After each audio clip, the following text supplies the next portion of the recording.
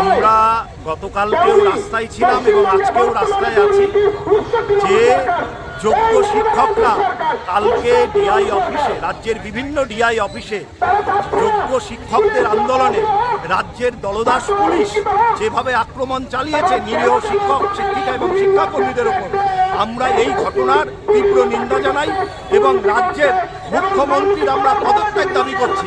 সে কারণেই গতকালকে আমাদের বিক্ষোভ সভা ছিল এবং আজকে আমরা এই রাস্তায় নেমে এসেছি যে অবিলম্বে সেই সকল পুলিশ অফিসারকে আইডেন্টিফাই করে তাদের বিরুদ্ধে আইন অনুযায়ী ব্যবস্থা গ্রহণ করতে হবে। পাশাপাশিভাবে রাজ্য সরকার তাদের পুলিশ যেভাবে লাঠি চালিয়েছে সমস্ত ঘটনার তদন্তের মাধ্যমে মুখ্যমন্ত্রীকে পদত্যাগ করতে হবে এবং যোগ্য যারা রয়েছেন তাদেরকে সম্মানের সাথে পুনর্বহাল করতে হবে। এই দাবিতেই আজকে আমাদের কর্মসূচি। এই ঘটনার মূল দায়ী বলে কাকে মানছে? এই ঘটনার মূল দায়ী মমতা ব্যানার্জির নেতৃত্বে বর্তমানের যে রাজ্য সরকার রয়েছে, এই রাজ্য সরকার এবং রাজ্যের এই মুখ্যমন্ত্রী মমতা ব্যানার্জি সমস্ত ঘটনার জন্য দায়ী।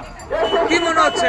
আমরা তো দেখেছিলাম যে অভয়ের কাণ্ড কোনো এখনো সুনামি হয়নি, সেই ঘটনা ধামাচাপা পড়ে যাচ্ছে প্রায় ধীরে ধীরে। সে কি মনে হচ্ছে এই ঘটনাও কি ধীরে ধীরে ধামাচাপা পড়ে যাবে? এই ঘটনা, অভয়ের ঘটনা থেকে শুরু করে মুখ্যমন্ত্রীর কাছে সমস্ত ঘটনাই হচ্ছে ছোট ঘটনা। আমরা অভয়ের ঘটনাতেও আমরা রাস্তায় ছিলাম, আজকের দিনেও রাস্তায় আছি এবং যোগ্য শিক্ষকদের জন্য এবিটিএ তারা সুপ্রিম কোর্টে দৌড়েছিল। আমরা প্রথম থেকে আন্দোলনে আছি এবং যোগ্য শিক্ষকদের পুনর্বহালের জন্য আমরা রাস্তায় থাকবো এবং মুখ্যমন্ত্রীকে আমরা চ্যালেঞ্জ করছি যে যোগ্য শিক্ষকদেরকে অতি দ্রুত পুনর্বহাল করেন এবং যে সকল যোগ্য এবং অযোগ্যদের তালিকা অতি দ্রুত প্রকাশের মধ্য দিয়ে এই সমস্যার নিরসন করুন, না হলে এই আন্দোলন বৃহৎ থেকে আরো বৃহত্তর দিকে পৌঁছাবে। মুখ্যমন্ত্রী তো আশ্বাস দিলেন শিক্ষকদেরকে সেদিন ইনডোরে মিটিং এ করে, কি সেই আশ্বাসে আপনারা সন্তুষ্ট নাকি? আপনারা লক্ষ্য করবেন যে মুখ্যমন্ত্রী তিনি এর আগেও বহু আশ্বাস দিয়েছেন, আর এই আশ্বাসকে ছেলে খেলা হিসাবে সবাই দেখছে এবং সেদিন নেতাজি ইন্ডোরে কতজন উপস্থিত ছিল সেটাও আপনারা লক্ষ্য করেছেন। আমরা বলছি এই অভিনয় বাদ দিয়ে যোগ্য এবং অযোগ্যদের তালিকাটা প্রকাশ করুন। আপনার দলের যারা টাকা নিয়ে চাকরি দিয়েছে তাদের বিরুদ্ধে উপযুক্ত ব্যবস্থা গ্রহণ করুন, এটাই হচ্ছে আমাদের দাবি। এবার সেই ক্ষেত্রে তো দেখা যাচ্ছে সেই ইন্ডোর স্টেডিয়ামের মিটিং এর সময় অনেকেই যোগ্য শিক্ষকরা সেই পাস পায়নি, কি বলবেন? আসলে তৃণমূল পাঁচশো টাকা করে বিক্রি করেছে। আসলে এরা সমাজের কোনো চাল থেকে শুরু করে ত্রিপাল থেকে শুরু করে যারা চাকরি গেছে সুপ্রিম কোর্টের রায়ে তাদের থেকেও তারা টাকা নিতে ছাড়ছে না।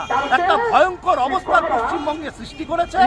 এই মুখ্যমন্ত্রীর দ্বারা পশ্চিমবঙ্গ পরিচালিত হওয়া সম্ভব না, তাই আমরা মুখ্যমন্ত্রীর পদত্যাগের দাবি বারংবার করে করছি। আমাদের দাবি যারা যোগ্য শিক্ষক শিক্ষিকা তাদেরকে সম্মানের সাথে পুনর্বহাল করতে হবে।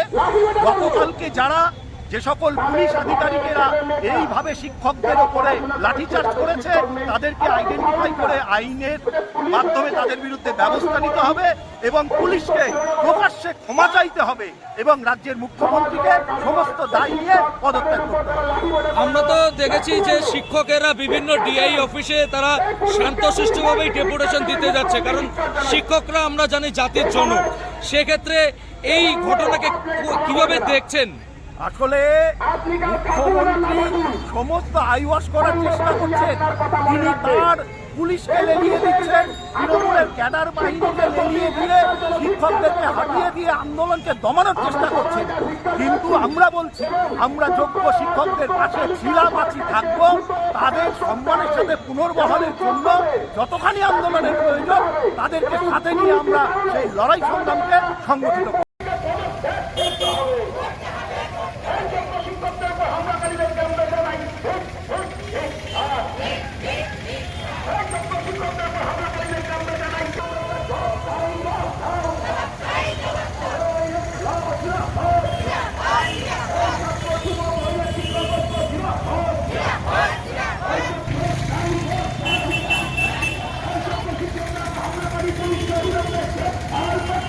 করতে হবে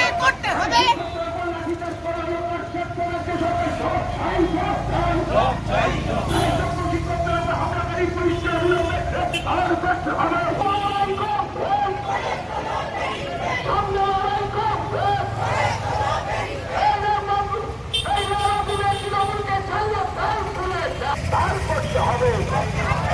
এই কোটি কোটি টাকা প্রস্তুতকারী তৃণমূল নেতাদেরকে দান করতে হবে।